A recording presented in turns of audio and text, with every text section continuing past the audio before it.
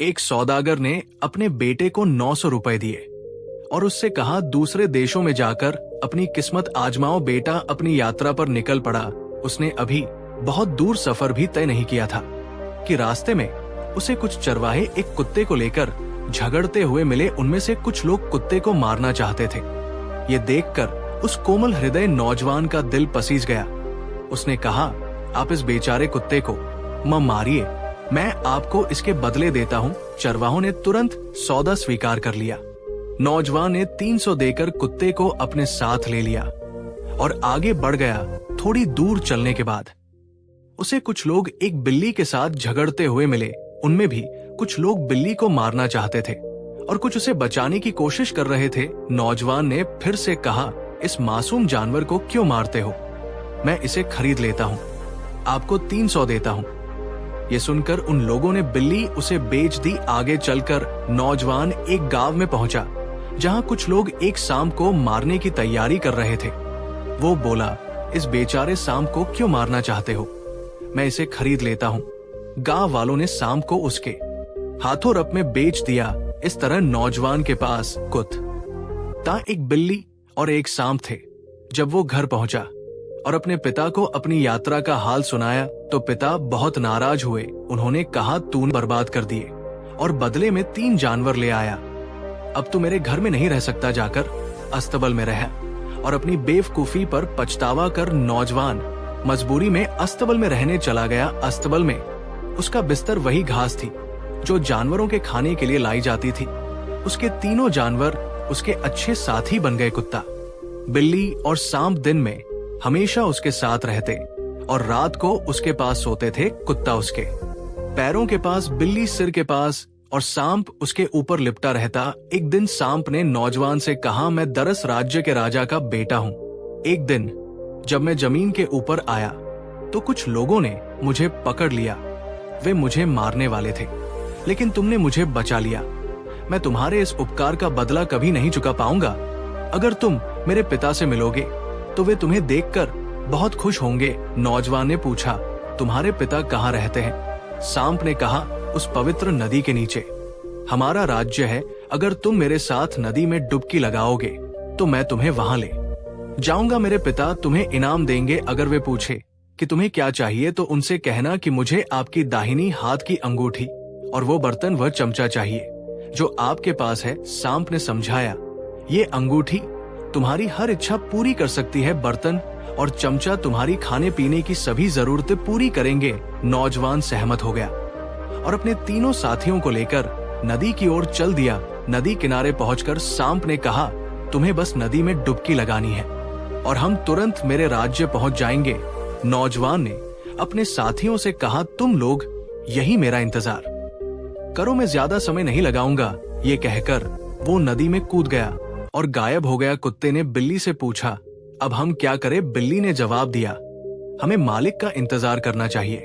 मैं लोगों के घर जाकर हमारे खाने का इंतजाम कर लूंगी। ये कहकर बिल्ली खाने की तलाश में निकल पड़ी। इस तरह उसके जानवर नदी किनारे इंतजार करते रहे जब तक कि उनका मालिक वापस नहीं आ गया। उधर नौजवान और सांप सही सलामत सांप के राज्य में पहुंचे। उनकी खबर राजा तक भेजी गई। राजा ने अपने बेटे और अजनबी को दरबार में पेश होने का हुक्म दिया, लेकिन सांप ने कहा कि वो तब तक अपने पिता के सामने नहीं जाएगा जब तक वो उस अजनबी का कर्ज ना चुका ले जिसने उसकी जान बचाई थी। ये सुनकर राजा खुद दरबार से बाहर आया। उसने अपने बेटे को गले लगाया और नौजवान का स्वागत किया। नौजवान ने राजा के आभार स्वरूप उसके दाहिने हाथ की अंगूठी और वो जादुई बर्तन व चमचा मांगे। राजा ने खुशी खुशी ये चीजें उसे दे दी। नौजवान नदी के किनारे लौटा जहां कुत्ता और बिल्ली उसका बेसब्र से इंतजार कर रहे थे। वे सब एक दूसरे से मिले और अपनी अपनी कहानियां सुनाई। इसके बाद वे जादुई अंगूठी और बर्तन के चमत्कारों को जानने के लिए उत्सुक हुए। नौजवान ने अंगूठी से एक सुंदर मकान और सुनहरे बालों वाली स्त्री मांगी। तुरंत ही उसकी ये इच्छा पूरी हो गई। फिर उसने बर्तन से स्वादिष्ट भोजन मांगा और तरह तरह के व्यंजन प्रकट हो गए। उनकी जिंदगी आरामदायक हो गई। कई साल तक उनका ये सुखमय जीवन चलता रहा। एक दिन वो स्त्री अपने बाल बना रही थी उसने टूटे हुए बालों को एक खोखले सरकंडे में डाल दिया और उसे खिड़की से बहती नदी में फेंक दिया। वो सरकंडा बहते बहते दूर एक राजा के बेटे तक पहुंच गया। राजकुमार ने सरकंडे में सुन बाल देखे और उसी क्षण उन बालों की स्वामिनी से प्रेम कर बैठा। वो अपनी भावनाओं में इतना खो गया कि महल में जाकर अपने कमरे में बंद हो गया। वो ना खाता ना सोता और ना किसी से मिलता। राजा को चिंता हुई कि कहीं उसका बेटा मर ना जाए। राजा ने अपनी एक चाची जो एक जादूगरनी थी से मदद मांगी। जादूगरनी ने वादा किया कि वो उस सुनहरे बालों वाली स्त्री को राजकुमार की पत्नी बनाकर ले आएगी। उसने मधुमक्खी का रूप धारण किया और नदी के किनारे पहुंची। वहां उसे वो स्त्री दिखी। उसने अपना रूप बदलकर एक बुजुर्ग महिला का रूप ले लिया और खुद को उसकी चाची बताकर परिचय दिया। स्त्री उसके धोखे में आ गई और उसे अपने घर ले आई। उसने बुजुर्ग महिला का खूब ख्याल रखा। 3 दिन बाद जादूगरनी ने उससे कहा, तुम्हें वो जादुई अंगूठी अपने पास रखनी चाहिए। तुम्हारा पति अक्सर बाहर रहता है और अंगूठी खो सकती है। स्त्री को यह सलाह सही लगी। उसने अपने पति से अंगूठी मांगी और उसने बिना किसी शक के वो अंगूठी उसे दे दी। अगले दिन जादूगरनी ने अंगूठी देखने की इच्छा जताई। लड़की को कोई शक नहीं हुआ और उसने वो अंगूठी अपनी चाची को देखने के लिए दे दी। जैसे ही चाची के हाथ में अंगूठी आई, वो तुरंत मधुमक्खी बन गई और अंगूठी लेकर वहां से उड़ गई। वो सीधा उसमें पहुंची जहां राजकुमार अपनी खराब हालत में पड़ा हुआ था। उसने राजकुमार से कहा, उठो, खुश हो जाओ। अब तुम्हें दुखी होने की कोई जरूरत नहीं है। जिस लड़की को तुम ढूंढ रहे थे वो अब तुम्हारे बुलाने पर तुरंत ही यहाँ जाएगी। देखो, यही अंगूठी तुम्हारी समस्या का हल है। राजकुमार ये सुनकर बेहद उत्साहित हो गया। उसने तुरंत अंगूठी का उपयोग किया और उस लड़की को उसके मकान सहित महल के बगीचे में बुला लिया। लड़की जैसे ही वहां पहुंची, राजकुमार दौड़कर उसके मकान में गया। उसने अपने प्रेम का इजहार करते हुए लड़की से अपनी पत्नी बनने का निवेदन किया। लड़की ने स्थिति को भांपते हुए महसूस किया कि यहाँ से बच निकलना संभव नहीं है। उसने शर्त रखी कि वो 1 महीने बाद उससे विवाह करेगी। उधर जब सौदागर का बेटा शिकार से घर लौटा तो उसने देखा कि ना तो उसका घर है और ना ही उसकी पत्नी। ये देखकर वो बेहद दुखी हो गया और वहीं जमीन पर बैठकर अपना अंत करने की सोचने लगा। तभी उसके वफादार साथी कुत्ता और बिल्ली वहां आ गए। दरअसल जब उन्होंने घर को गायब होते देखा था तो डरकर कहीं और छिप गए थे। मालिक को देखकर वे उसके पास लौट आए और बोले, मालिक रुकिए, आपकी समस्या बड़ी है पर इसका समाधान असंभव नहीं है। हमें 1 महीने का समय दीजिए। हम आपकी पत्नी और घर दोनों को वापस ले आएंगे।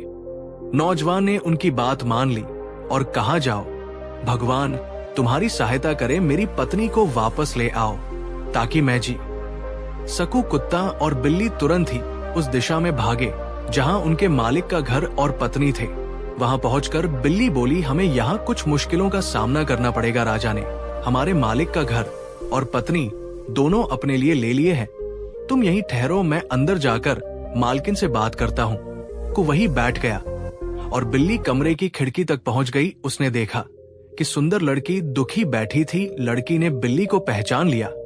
उसने उसे यहाँ आने के बाद की सारी बातें बता दी। फिर उसने पूछा, क्या यहाँ से बाहर निकलने का कोई रास्ता है? बिल्ली ने कहा, हाँ, लेकिन पहले ये बताओ कि वो जादुई अंगूठी कहाँ है? लड़की ने बताया कि वो अंगूठी जादूगरनी के पेट में है। बिल्ली ने जवाब दिया, ठीक है, मैं उसके पेट से वो अंगूठी निकाल लूंगा।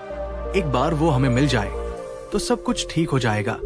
ये कहकर बिल्ली खिड़की से नीचे उतर आई और एक चूहे के बिल के पास जाकर ऐसा लेट गई मानो मरी हुई हो। इत्तेफाक से उसी समय चूहों की बारात वहां से गुजर रही थी। चूहों के राजा के बेटे की शादी हो रही थी और पास पड़ोस के सारे चूहे बारात में शामिल थे। बारात को देखते ही बिल्ली के दिमाग में एक योजना आई। उसने झट से दूल्हे चूहे पर हमला कर दिया और उसे दबोच लिया। दूल्हा चूहा डरकर चिल्लाने लगा, मुझे छोड़ दो, मुझे छोड़ दो। ये देखकर सारे चूहे चिल्लाए, उसे छोड़ दो, आज उसकी शादी का दिन है। बिल्ली बोली, नहीं, मैं इसे तब तक नहीं छोड़ूंगी जब तक तुम मेरी एक शर्त नहीं मानोगे। महल में एक जादूगरनी रहती है, उसके पास एक जादुई अंगूठी है जिसे मुझे लाना है।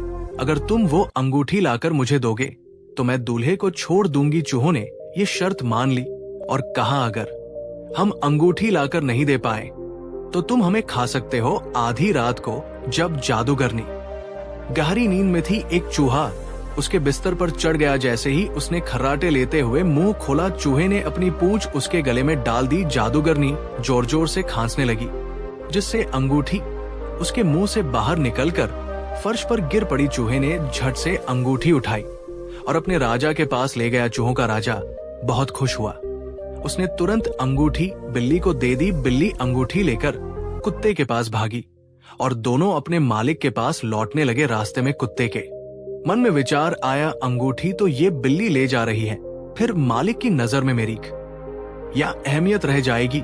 उसने मौके का फायदा उठाने की सोची और बिल्ली से अंगूठी मांगी। कुत्ते ने जिद की, मैं तब तक नहीं चलूंगा जब तक तुम अंगूठी मुझे नहीं दोगे। अगर तुमने मुझे अंगूठी नहीं दी तो मैं तुम्हें मार डालूंगा। बिल्ली ने मजबूरी में अंगूठी कुत्ते को दे दी, लेकिन लापरवाह कुत्ते के हाथ से अंगूठी फिर गिर गई और इस बार एक बाज उसे उठा ले गया। बिल्ली चिल्लाई, देखो वो बाज अंगूठी लेकर जा रहा है। कुत्ता परेशान होकर बोला, ये मैंने क्या कर दिया।